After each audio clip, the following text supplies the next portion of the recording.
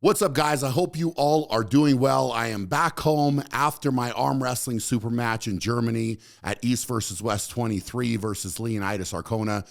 What an outstanding event, top to bottom. I was told that it was the largest audience ever for an arm wrestling event, which is incredible. I'm really honored to have been a part of it, and I want to say thank you to East versus West, Robert Dexter, their entire team.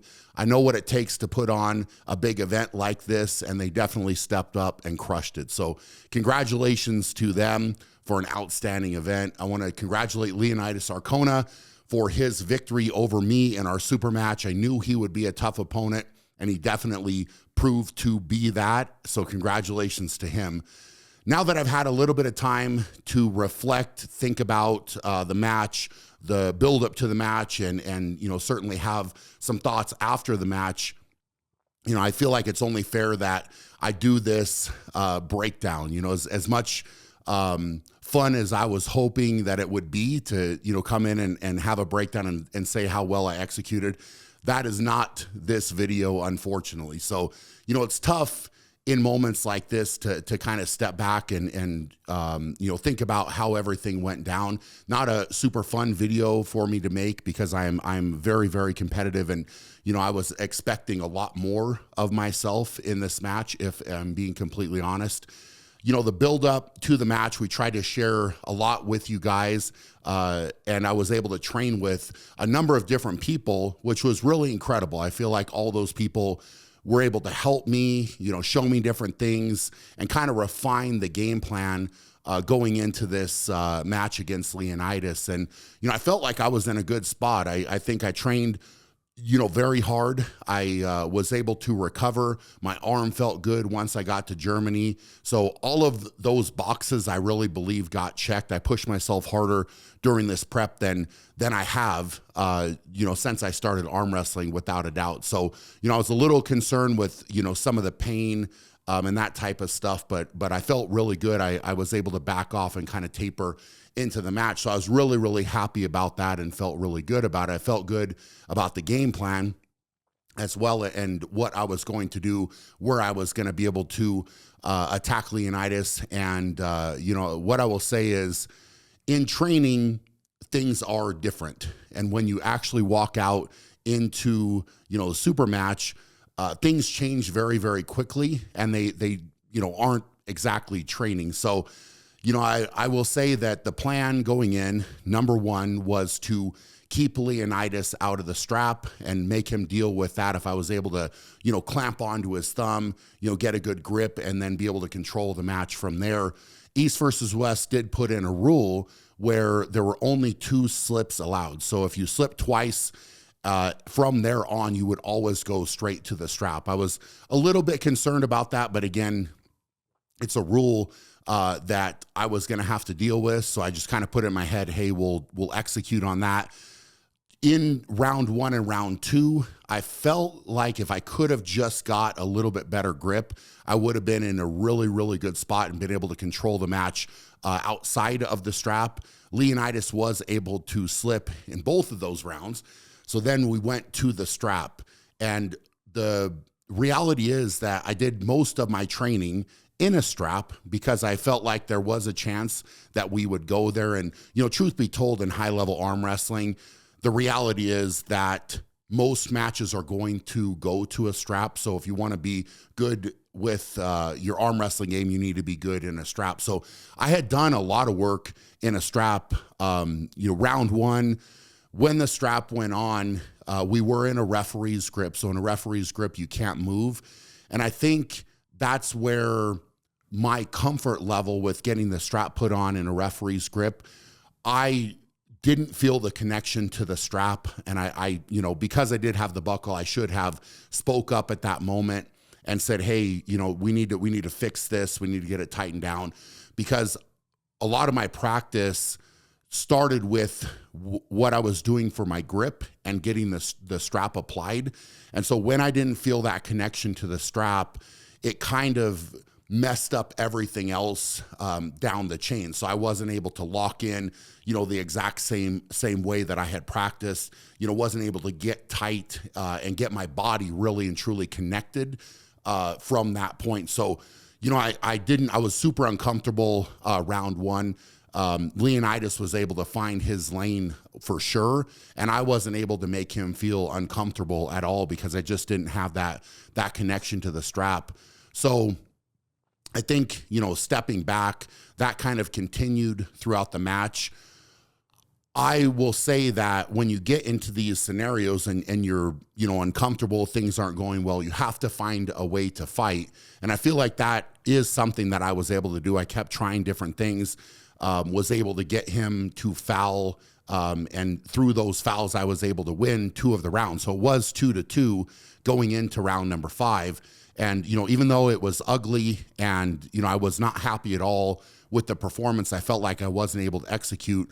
Going into round 5, I felt like I was starting to find a lane with my press.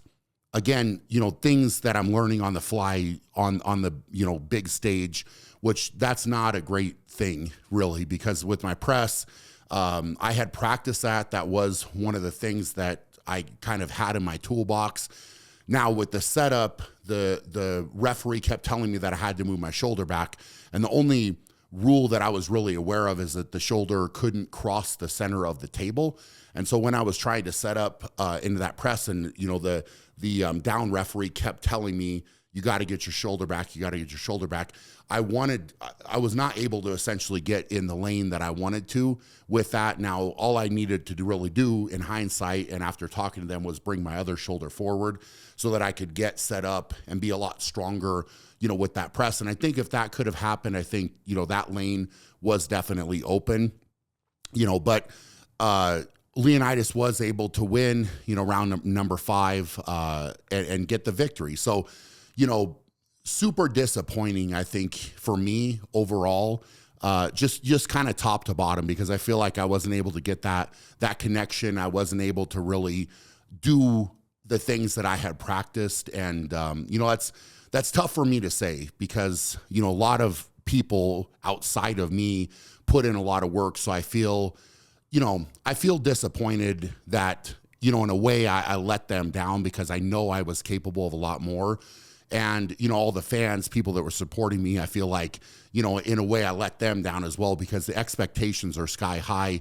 Now, as I have said, the expectations I put on myself are the highest. So me walking away from this, I'm the most disappointed because I know that I was capable of more.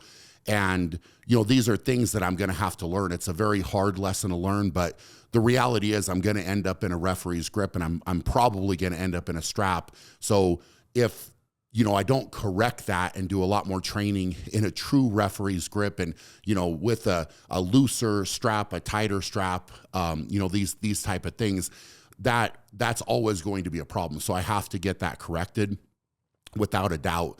Now, I know that it is something where I'm going to take a lot of criticism without a doubt. And I have taken criticism throughout my career. So, I've competed in a lot of different sports. In basketball, I got criticized. In strongman, I got criticized. In arm wrestling, there's no shortage of critics when it comes to what I'm doing, how I should be doing it, what I should be doing better. Everybody's kind of got that opinion, and walking away from losses, especially in my strongman career, there was a quote that I often would reference, and I found it very powerful. So the quote is, "The man in the arena." It's by Theodore Roosevelt, and I'll just read it to you real quick. "It's not the critic who counts, not the man who points out how the strong man stumbles, or where the doer of deeds could have done them better.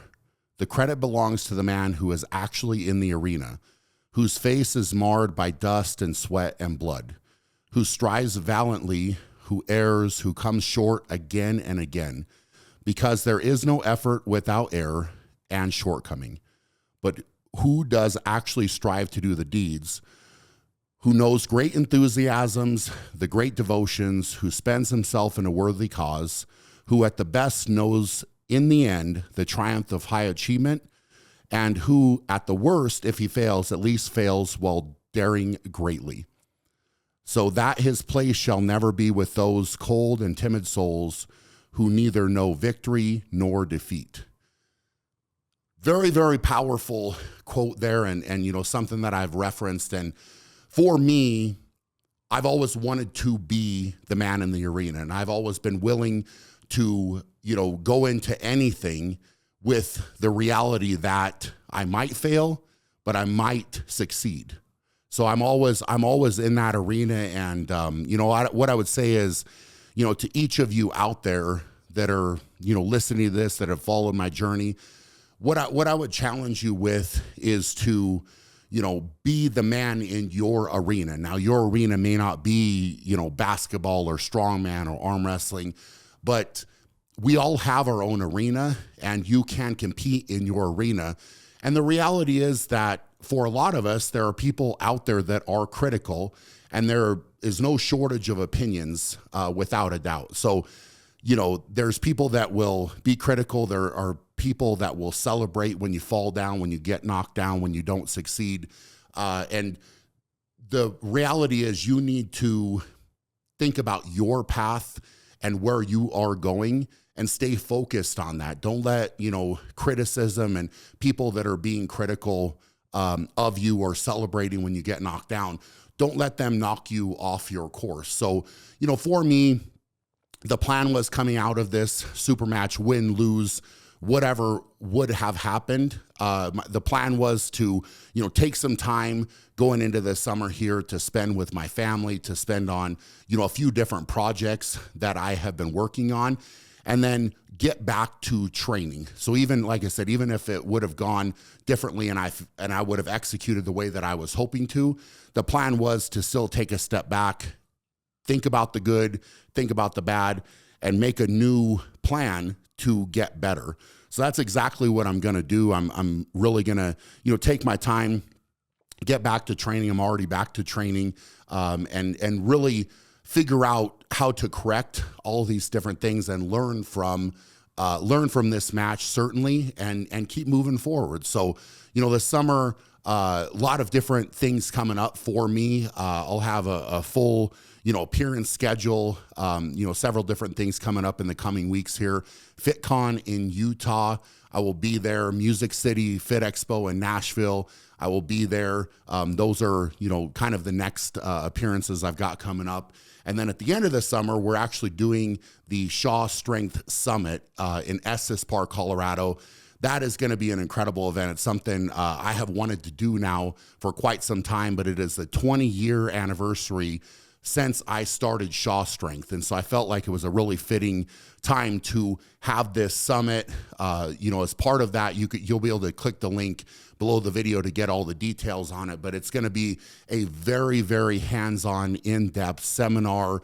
We're going to go through training. We're going to go through nutrition. We're going to go through mindset, and really help people to improve and you know, be a better version of themselves. So that is something I'm very much looking forward to as well, that we'll build up to. But, you know, sometimes you can lose from losses. And, you know, what I will say is, you know, I didn't win every basketball game that I competed in. And you know, sometimes my team trusted me to take the last shot. And sometimes I made it, sometimes I didn't. In strongman, you know, it came down to big moments, and I had a lot of big moments where I was successful, and I also had big moments where I failed and I wasn't able to get the job done and things didn't work out the way that I wanted to. So, you know, it's not going to be any different with arm wrestling.